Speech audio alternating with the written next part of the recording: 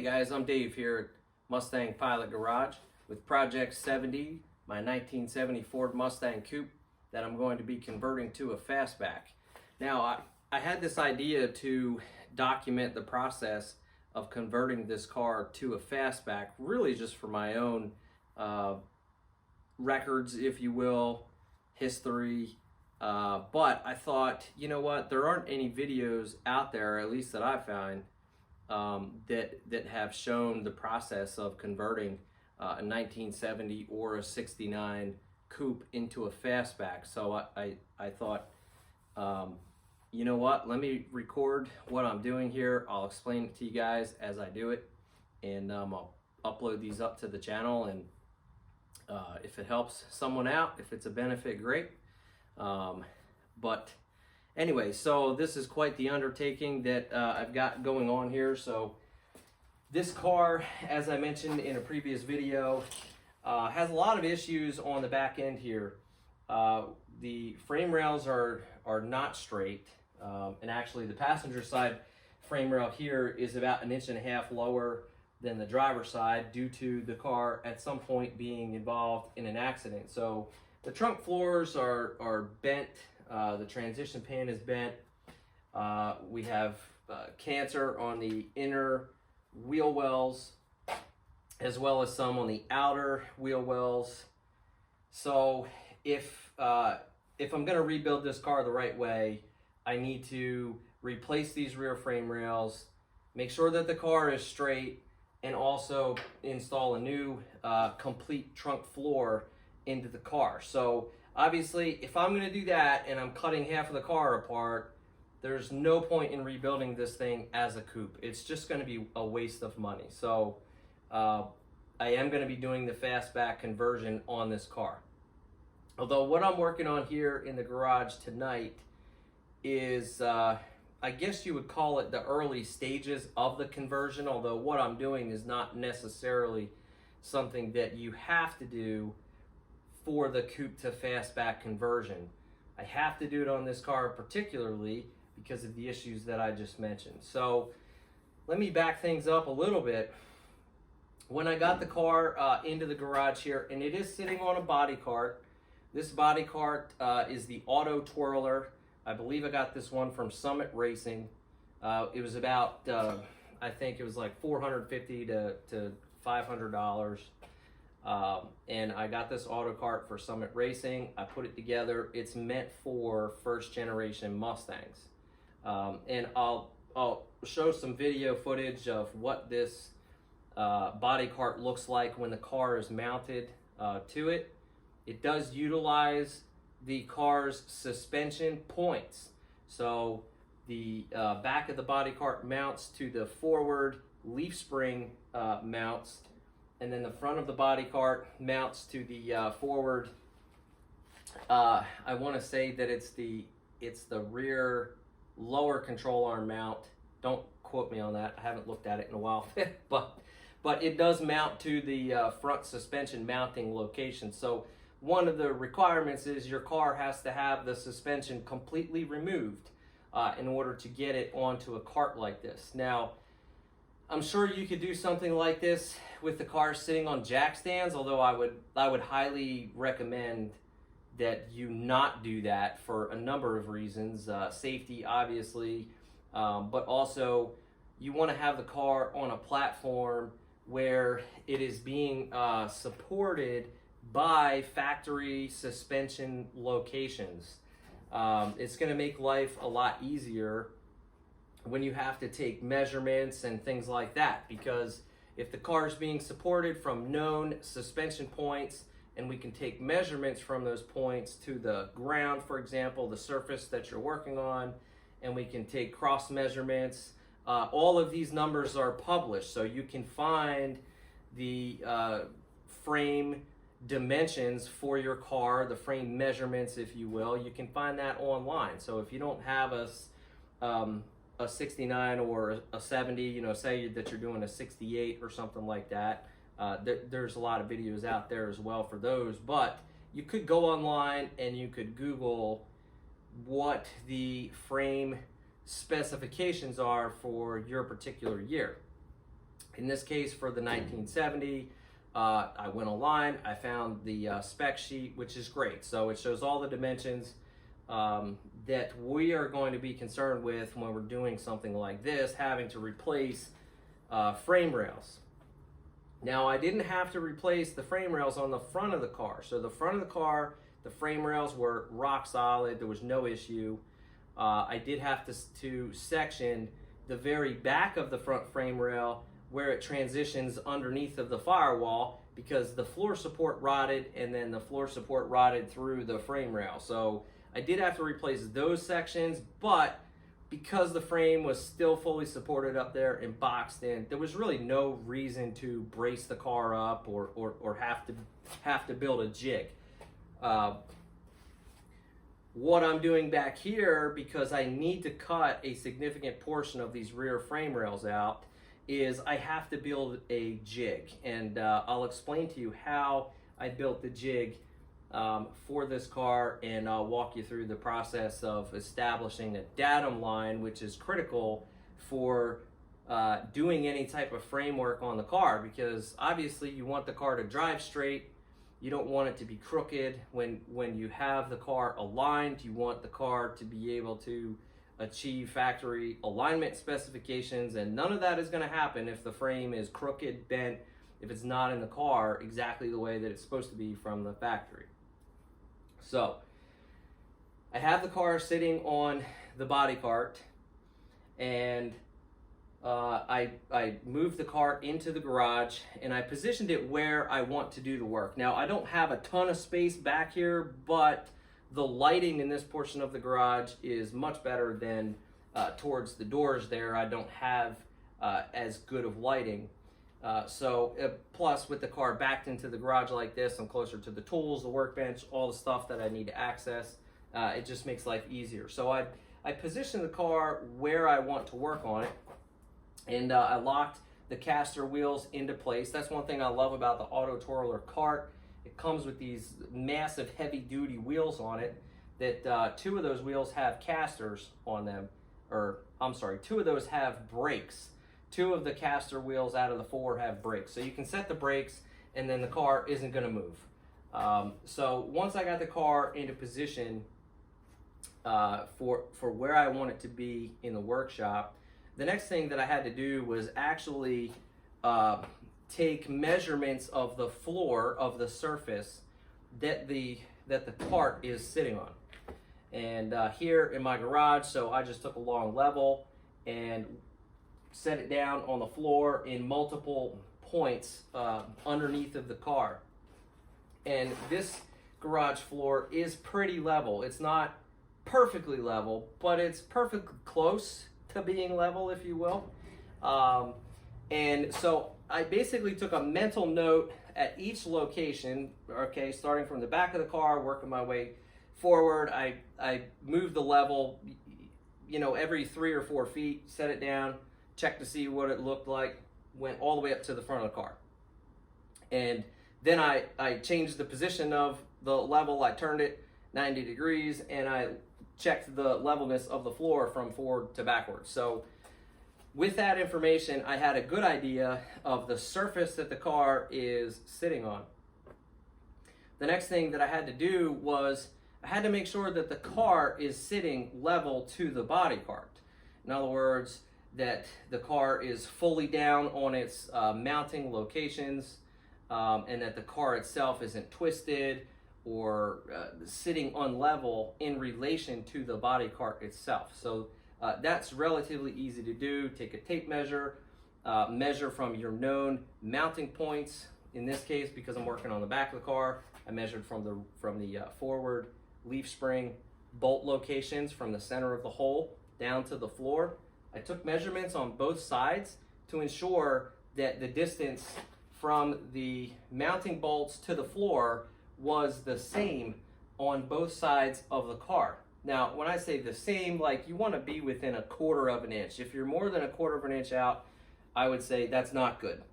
And in that case, you're going to have to figure out how you can correct the car's position on the body cart.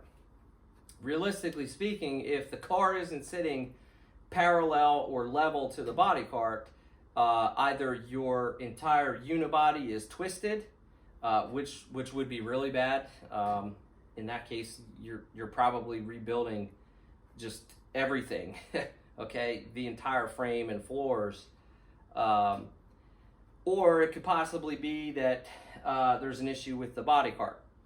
So you want to make sure that the body cart itself is put together correctly, that it is square, that your vertical posts that the car is mounting on are perfect 90-degree angles in all directions, that they're not leaning or anything like that. So I did inspect that. The body cart was perfect. The car is sitting on the body cart perfectly, and it's the levelness of the car perfectly matches the levelness of the surface that I'm working on.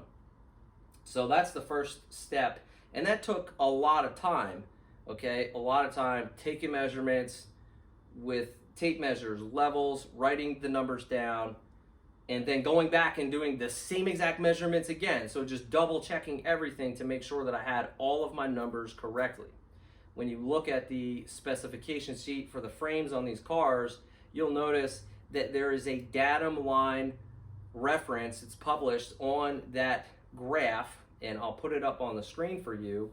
And that is what I am trying to establish, or what I have already established, is a datum line. That datum line is critical for all of the measurements that we're going to take on the car to make sure that the frame rails are exactly where they need to be. So if you look at that diagram and study it carefully, read the notes down on the bottom, it will tell you how to establish that datum line. In other words, how far below reference points that datum line sits. So if you look at it on there, the forward datum locator, if you will, is 6 inches below the car. The rear datum location, which is the forward leaf spring bolt, from the center of that forward leaf spring bolt, is 6.5 inches below the car. So I took that information, and what I did was I constructed a datum line on the body cart, because I know the cart is level to the floor, so I know what I'm working with here, and I set my datum line parallel to the floor, or level to the floor. Again, the floor isn't perfectly level, but it's pretty close. So I established my datum line to be a perfect representation of the surface that I'm working on. And what that means is that any measurement that I take, whether it's from the datum line to the floor on the left side, is going to be the same as the datum line to the floor on the right side. The datum line or the measurement from the datum up to the car should be the same on both sides. So establishing that datum point was critical. Now with the body cart, I was not able to position the datum line exactly 6.5 inches below the car. There's a couple of reasons I did that. I thought 6.5 inches leaves a lot of room for error, because there's a pretty big distance in between there. So I actually set my datum point 4 inches below the car. That means that any measurements that I take when referencing the specification sheet, I have to take 2.5 inches off of those measurements in order to be accurate. So for example, from the datum line to the center of the rear leaf spring mounting hole where the shackle goes through, that measurement there I think was 11 3/16 of an inch when you look at the chart. Because my datum line is 4 inches, not 6.5, okay, I have to do the math there. The distance from my datum line to that reference point is 8 inches, 8 11/16 of an inch. Okay, that's how the math works out. 8 11/16 of an inch is how far this datum line is, or I should say how far the reference point on the frame is to the datum line. So with that in mind, how I built this datum line here, I will show you guys. Just grab the camera here.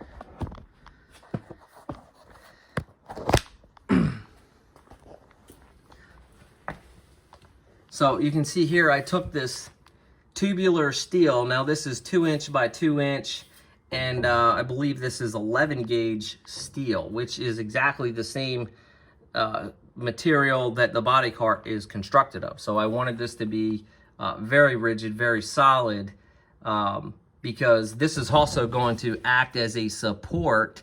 Okay, so when I start cutting all this stuff out here, I'm actually going to use this frame, this jig here is going to support the car. Really, as I'm putting things back together, as I'm taking it apart, it doesn't matter, because right now the car is not in factory specs. The driver's side frame rail is very, very close to factory spec. In fact, you could get away with it. It's only it's a little less than 1/4 inch off, so that's acceptable. The passenger side, on the other hand, that is not acceptable. So all of this is getting cut off anyway. There's no reason to support it. But as I begin to rebuild the car and install the new frame rails, they are going to need to be supported until the floor is installed and all of the structural components are put back into place. So here's my steel. Now I have it mounted, like I said, 4 inches below the center of this leaf spring mounting location here. So I'm 4 inches down below here. The top of this steel, the top of this bar, is the datum line. It's the datum line that you see on the specification sheet. And so again, mine is 4 inches below this hole as opposed to 6.5. I wanted this to be a little bit closer up here. So it comes back here, and then of course it's all nice and squared off, and there's no particular measurement that I use for cutting the length of this. I just kind of looked down the car and figured I wanted it to end right there, and made sure that this was square here. I did the same thing over there. That's exactly 4 inches below that mounting point. And if you take a tape measure and you measure that bar to the floor on the passenger side, it is exactly the same measurement as it is over here on the driver's side. The distance between the rail to the mounting location is exactly the same. So I have a level datum line here. And of course, you know, as you're building this, you want to take a lot of measurements. You want to use the level plenty of times before you weld this thing in there. You want to make sure that you have a very, very reliable datum line that you can take all of your measurements off of. So that's what I have established here. Now you also notice at the back of the car, I have this supported by jack stands, and these are positioned perfectly so that this bar is level to the floor, which the cart is level to the floor, and the car is level to the cart. So everything matches here. And I have this supported with the jack stands to the floor so that as I start to rebuild the car, this is not going to flex. This is essentially mounted to the floor. And so these jack stands are going to be supporting this jig until pretty much this entire job is done. And only then will they be removed. So that's the baseline that I've established for my datum line. And you can see over there I have new frame rails. Now speaking of the frame rails, now these came with the rear torque boxes. I am not going to be replacing the entire frame rail and the torque box. And the reason that I'm not doing that is because I don't have to. The rear torque boxes in this car are in excellent condition. The frame is in excellent condition. And I would just be creating a ton of work for myself if I were to cut this whole thing out to put an entire frame rail in here. There's just no reason for it. So what I'm actually gonna do, and again, you know, I say this all the time when I'm talking to people, the mathematics don't lie. So the math tells me that my frame is straight right here. I've already done the math on both sides. It's perfect. So there's nothing bent with this frame here. Where the frame actually starts to have issues towards the back is because in these areas around here, okay, the frame, when the car was had a minor accident, the frame actually moved a little bit right here where this curve is in the steel. So this is where things started to go crooked with the car. This section of the frame rail is in great shape. Now, it doesn't look like it doesn't look very nice because it has undercoating on it, but you chisel this off and you have beautiful 1970s steel under there, which this is all going to have to get cleaned off at some point before I start piecing this thing together. But my game plan is that I'm going to cut this frame.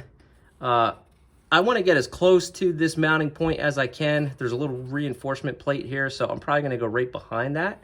And I'm just going to cut this straight down, and then I'll have to cut the new frame rail to fit in here. And then once the jig is properly built, it should be a piece of cake to just lay this frame rail down, get it welded into place, and then start putting in the new floor. So right now I'm working on building the jig for the back here, and I did make a little bit of a boo-boo. So I cut this rail at exactly, so I can zoom out a little bit here. I cut this rail at exactly 44.5 inches, which is the distance from the outside of the frame rail to the outside of the frame rail. And I cut that exactly at 44.5 inches because when I attach this to the end, notice it has a hole in it. So that's actually, so for the rear shackle bolt is going to go through here to hold the frame rail in place on the jig. So I made it 44.5 inches. So when you put this pipe here, it comes up here and it should be touching like that. Okay, which sets your frame rail spacing at 44.5 inches. But I forgot that the shackle bolt and bushing is actually an inch outside of that. So it's an inch on both sides, and I confirmed that on the new frame rail. So you can see here with the bushing. So this sits 1 inch away from the frame rail. So this 44.5 inch long piece that I made there is going to be 2 inches short overall. So I need to just quickly add 2 inches to this, and this is real easy to do because this is 2-inch tubing. So I don't even have to cut anything right now. What I'm going to do is just weld this piece on the end of here. That gives me the 2 inches that I screwed up on in the beginning. So this piece actually should be 46.5 inches if we're going to the mounting point on the frame rail. And you want to go from that mounting point because that is going to support the frame rail. And when you look at the specification sheet, that frame rail is going to have to be 11 and 3/16 of an inch above the datum line. Now my datum line is 2 inches above the specification sheet. So as we established with the math, the end of my frame rails here need to be 8 and 3/16 of an inch. So that's real easy to do there. And it's why these end posts are not welded on yet, because what I'm actually going to do is I'm going to measure from that hole. I'm actually going to go from the bottom of that hole. I'm going to measure down 8 and 3/16 of an inch. And that will set my height for when we do this. So that's what I got going on right now. And I'm going to go ahead and just get this thing welded on the end here.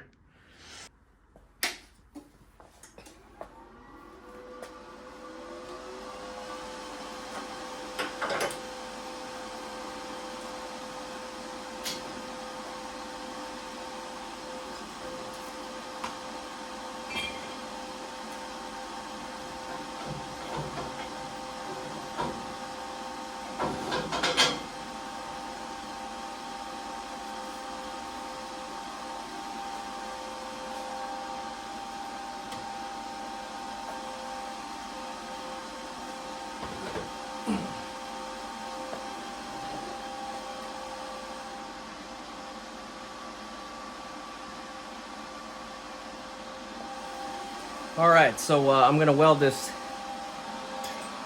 I'm gonna weld this little 2-inch piece on there so I have the proper length. So this is the welder that I've been using for this build. This is the titanium 170 from Harbor Freight, and this little guy is pretty awesome. So right now I have it set for, I was welding some thinner sheet metal as I was putting together some bracing for the interior of the car, which I'll go over later. The wire that I'm using here is 035, and these settings are not correct for the steel that I'm going to be welding here. So this is these settings were for the much thinner sheet metal. So this is 11 gauge steel, and we're going to take this up to about 20, and we'll crank this up to about 3. We'll do 315. One thing I found is that this knob over here is the inductance, and this helps the arc get established faster, okay, when you turn this up. And the way that I use this setting on the welder is if I'm welding something that is thick, which is the case here because I'm welding this 11 gauge steel tubing, you want the metal to get as hot as possible so that you get proper penetration with the welds. Raising this setting up for thick metal allows you to get that metal hotter faster, which means you get your welds will actually lay down a lot nicer. So that's one of the things that I've learned. So you can see on these welds here, I'm gonna fix the camera here. What is things? iPhone sucks. It's kind of hard to see in the picture there, but these welds, they lay down pretty nice, okay? It looks nice and smooth. It's not all gobbly like bubblegum shit. And so what really helps with getting the welds to lay down like that is, sorry, I'm like tripping all over this stupid thing, is this inductance knob right here. So the higher that this goes, the weld pull just melts right into the steel very quickly that way. So this is approximately the settings that I've been using for this square tubing, and it's been working out pretty good.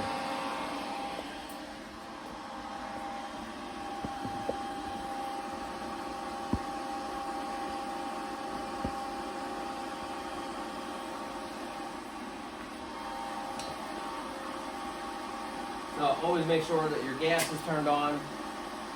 I do that every once in a while. I'll start welding and I'll wonder why is there shit going everywhere? You know, these like little balls, they start going everywhere, and then the arc sounds all funny. And then I go and I check and I realize I forgot to turn the gas on. So make sure your gas is on. And we'll lay this down.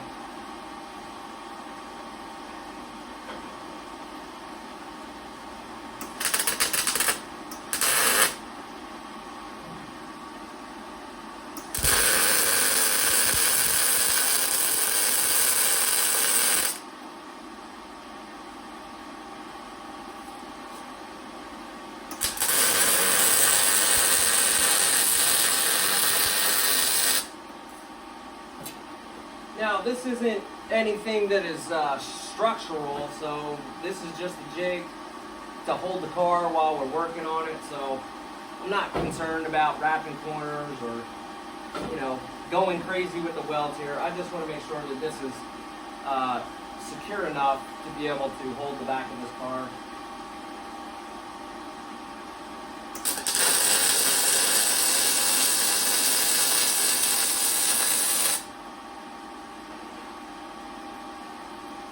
So that ought to do it. I mean, I could weld the other side too. Hell, I'll just do it. What the hell?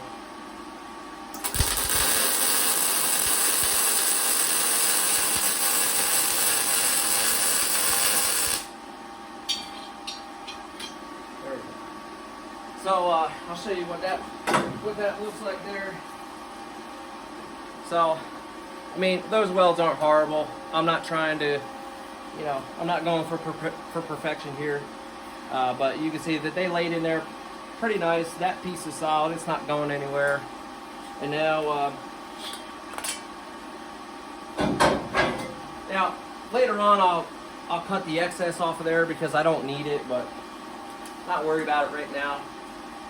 But now, when I measure this, I have exactly 46.5 inches, which is going to be the distance per the specifications from the shackle bolt holes to the outer side on both sides. So once you establish this, then it perfectly sets the back of the car. It perfectly sets your rear frame rail. Now, one thing is I really can't build the jig sitting here because the passenger frame rail is not correct. So the passenger frame rail is 1.5 inches lower than it should be. So I'm not going to be able to use the existing frame for setting up the jig. I'm going to have to set the jig up based on what I know off of the specs. So we need to build the jig to the specifications. So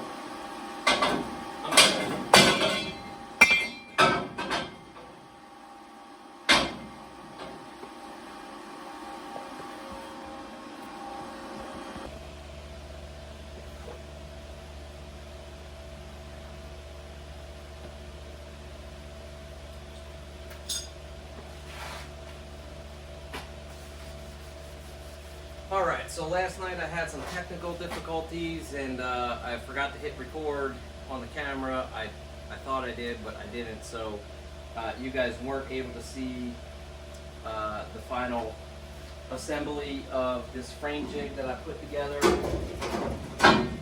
But I'll just show you guys here. So this jig, it's all welded together and it's set perfectly to the specifications for positioning the back side of the frame rails, and then of course we have these holes here to bolt the new frame rails to, which will hold those in place. Now I have not welded the jig yet onto, or I haven't welded the frame portion of this onto the jig yet because first of all I want to create a reference to be able to set the distance for this bar back from the forward leaf spring mount. Again, I'm going to use the specification sheet to establish that.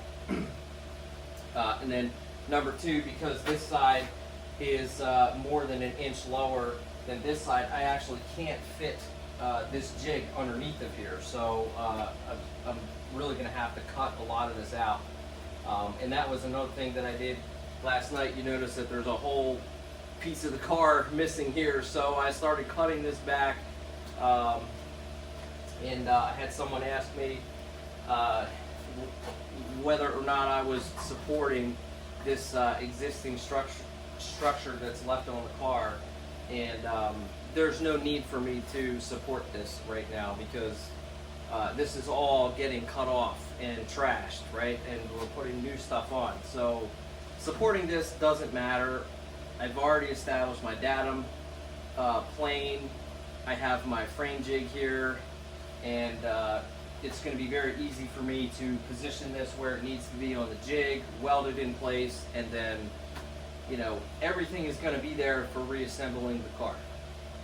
The only thing that I thought of today and I considered doing, and I might play around with it tonight, is I have a laser level somewhere. It's this thing right here. And I was just curious, I was just wondering if I would be able to set this up somewhere, maybe on my back wall here, and have it set up to run a laser line right down the center of the car. That's going to require a lot of work as far as, you know, taking measurements, tweaking things, but I just thought that that would be really cool if when I come out to the shop to work on the car and I need a center line reference, I could just turn this on up here on the wall or something, and it would just put a laser center line right on the car. So I think that would be really helpful during the reassembly process. But anyway, so I might mess around with that. I'm not quite there yet. So really all I want to get accomplished tonight is just get more of the car cut out, and I'm going to be using a plasma cutter for that, and we'll just keep cutting away, just keep cutting more of the car out, and I'll set this off to the side for now. So stay tuned. We'll do some plasma cutting. So I bought this plasma cutter off of Amazon. It's the LTP 5000D. It's made by Lotus.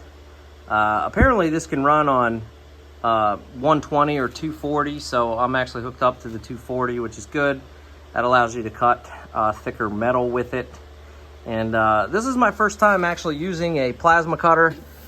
Go ahead and turn this thing on. And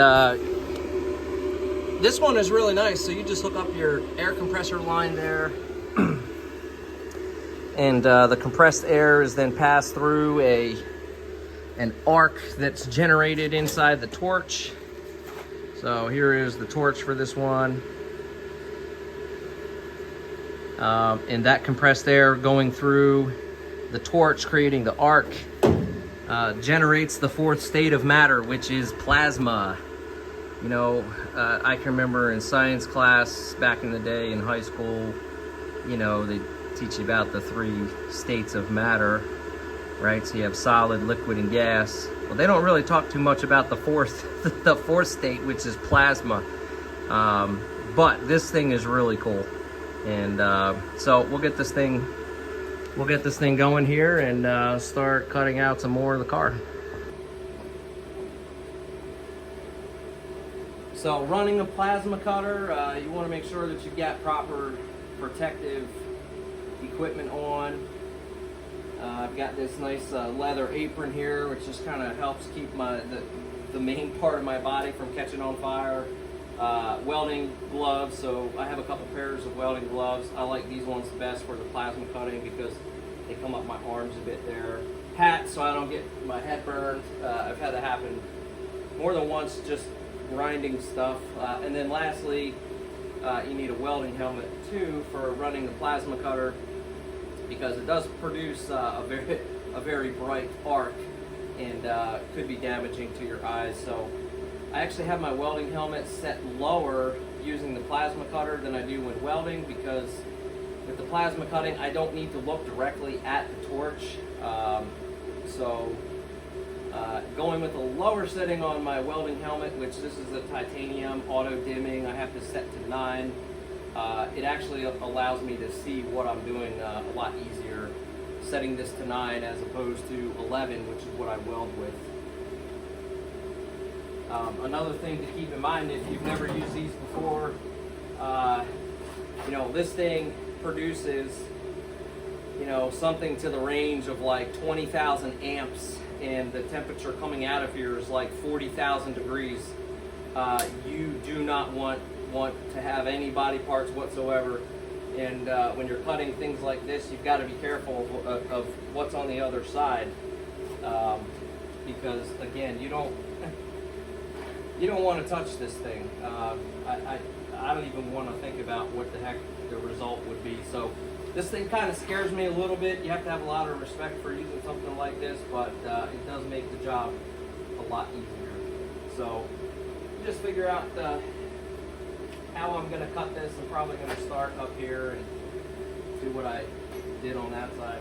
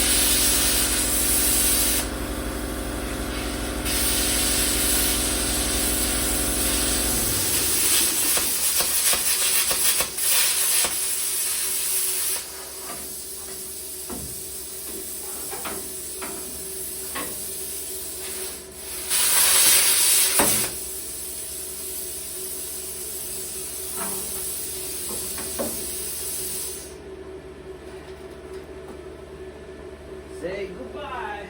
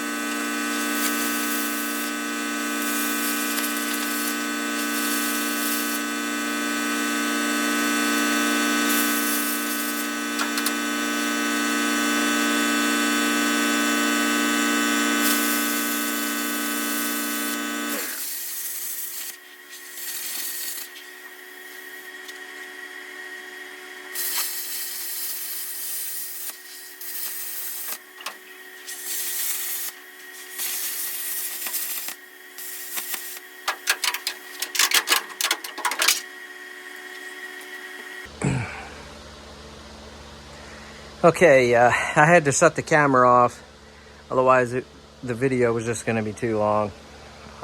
Anyway, so I continued to cut, and this is where I'm at so far. Almost there. So everything on the back of this car is coming off, including the wheel wells. So I cut a portion of the outer one right there. I don't really know how this car is constructed, so trying to get it apart is tricky. I mean, even with the plasma cutter, which is, you know, definitely speeding things up. I mean, geez, if I had to use a cutoff wheel and a Sawzall, I probably wouldn't even be half to the point that I'm at so far. So the plasma cutter is awesome, but the tricky part is just knowing where to cut and how the car is sectioned together. Like this sail panel piece here, like even though I have it cut all the way around, obviously it's got spot welds or something to the internal structure. So yeah, so that didn't come off. I'm gonna have to cut from the inside or something like that. I'm trying to make it as minimal or minimize the amount of work, the amount of cutting and time that I'm spending on this, but it is time consuming. I mean, I've just been going here for about 45 minutes straight. I'm sweating my ass off like royally. It's not even that hot outside, but I am sweating. It is smoky in here. With the plasma cutter, you're cutting through seam sealer, undercoating, and it just stinks in here. It's just absolutely, it's a vile stench. I'll put it that way, of just burning shit is what it smells like. But I got a pile of metal there that I cut off, and you know, getting on down there to the frame rail. So as I start getting in closer here and removing this transition pan, I have to be careful because I don't want to damage the frame rail up where I'm intending on cutting it and welding in the new frame rail. So I'm gonna have to get a little more surgical taking the rest of the transition pan off. But it's starting to look less like a coupe and just more like a fucking disaster, to be quite honest with you. I mean, what the hell is this? It don't even look like a Mustang now. But almost got rid of the ugly coupe here, and get to the point where I can start rebuilding this thing. So it's very important that I'm not messing with this door jamb, and I'm really not even going to cut too much up here because I want to wait until I get the Fastback door frame so I can figure out where I'm going to splice that door frame in. I know the quarter window has to go because the Coupe quarter window and the Fastback quarter window are not the same, which this one's broken anyway. I couldn't get it to go down. It was pissing me off, so I just taped it up there because I didn't want to damage the glass. At this point it doesn't matter, but anyway, so I don't really know where the Fastback door frame splices in here. I know this angle is totally different on the Fastback, so maybe it gets cut somewhere along here. I have no idea, but I need to wait till I get the door frame for that. But you can see that's what this brace is doing here, is it's holding this, I guess you'd call that the B pillar, if you will. And then up here I have another brace which is holding the front where the door hinges go, because I am going to be cutting this A pillar. So once the roof structure is removed, you don't want these guys moving, because then well, you're going to have a nightmare when you try to put doors back on this thing if these posts aren't exactly where they need to be. So that's why this bar is welded in here. And the only thing I want to do, like, before I get too far, like before I cut the inner structure for the sail panels and up to the roof, I do want to box in this support. So I'm going to box it in on both sides, just as an added measure to make sure that these things, for whatever reason, don't shift forward or backwards. Not that I think that would happen, but you never know. I'm going to box this in anyway, just for peace of mind. So that's where we're at, and I think I'm going to call it quits for the night, and maybe we'll be back out here tomorrow night and pick this up. All right, so this is a couple nights worth of cutting, and as you can see, this car is just totally dismantled at this point. Looks like Master Shredder. Y'all remember from Ninja Turtles? It's like Master Shredder came in here and just started cutting the crap out of this thing. But I got, you know, a good portion of the roof off. At least gives me some better light in here to see now, which is pretty cool. I went ahead and further braced up my door posts so that these aren't going to move during the process. And I mean, the car is really rigid, so I'm not too concerned about anything moving at this point. But I'm calling it quits for the night. Just wanted to do a quick update and show you what that plasma cutter can do. Although I did have to use the angle grinder around this fender well here because it was coated in that undercoating, and the plasma cutter doesn't like that. So it was just burning and smelling really bad. It was still cutting through it, but I just figured, you know what, let me switch over to the grinder and with a cutoff wheel, just be a little bit easier to zip that out there. But I got this corner opened up, and you know,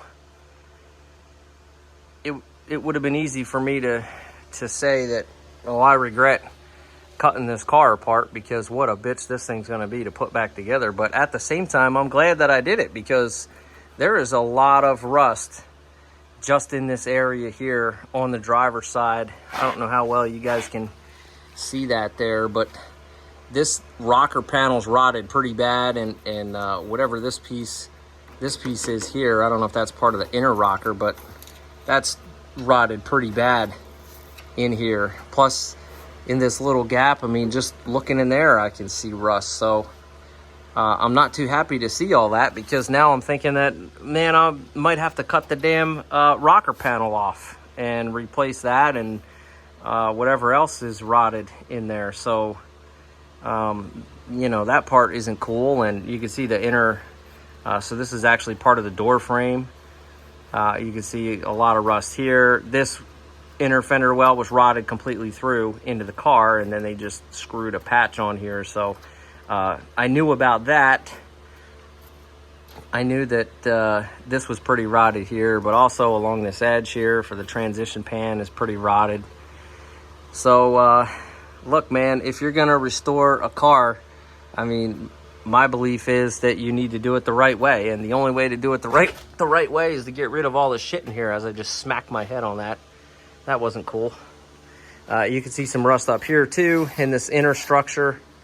So I'm glad that all of this is getting replaced. So all of the inner structure, I mean, again, I made the decision that I was going to convert this to a fastback, and the more I cut into this thing, the more I'm pleased with my decision that I'm going to convert it to a fastback again because of this rust here. So this is stuff that you wouldn't see, okay? You wouldn't see this unless you were cutting the car open. And you can see right down in here, there's a lot of rust in here too. I cut most of the fender well out of there, but so you've got a lot of rust up here, which I don't even know how, I don't know how moisture would have gotten in here, but anyway, so you wouldn't be able to tell that looking from the inside, but till you start cutting it up and see that kind of stuff. So converting this car to a fastback, which, is pretty much a complete build, we're eliminating 99.9% of the rust. So, this thing's going to be a brand new car when it's all done. But I'll tell you, this part really isn't that fun. It's hot as hell out here, and when you're using the plasma cutter, it's really hot. You're getting burned. Molten lava's flying everywhere. It's not exactly fun. But that being said, I'm making good progress. I still have to cut a lot out over on the passenger side there, and I'm gonna have to figure out how to get this window out of here. I had this taped because the damn thing wouldn't go down, and I got tired of messing with it. It was just driving me crazy. So I just had thrown some tape on there just to protect the window. But this whole assembly has to come out because the fastback does not utilize the same quarter windows. So whatever the issue was with this, who knows? But I'll take it out. Maybe I'll throw it up on Marketplace or something like that. If somebody needs a window thing, I'll throw it up there for like $5. I don't really care about the money. You can see the back of the window regulator there. There's just a ton of rust in there. That's probably why the window wasn't even working. It's probably just rusted in position. You can see a lot of this, look at a lot of this cancer that's just been hanging out down in here. I mean, some of it, is some metal, or from the cutting. But, this is rust. I mean, this is cancer. You can see it's just been eating. It's just been eating the car away slowly over time in here. So, again, I think the decision to make this a fastback is a good one. Probably going to have to disassemble this whole thing here. So I'm hoping to be able to keep this this part of the door frame in here because I know that the doors worked. They opened and they shut before. So that's why I have this all braced up to hold this guy here. But it's going to be a little tricky to cut this out here. I'm going to have to get the spot welds out of here to be able to reuse this. And then, of course, sandblast it and figure out where the new door frame is going to join up with that. So a lot of unknowns in this area here. I'm trying to cut as much out as I can, but at the same time as little as I can, knowing that I have to salvage this piece. So anyway, that's where we're at. I think I mentioned that already. I braced this up in here pretty good. So nothing's moving. And I mean, we're all good on the front half of this car, man. We're rock solid. There's no rust up here. Anything that was rotted has been replaced. We got new torque boxes and floors, and the fenders on this car aren't in bad shape.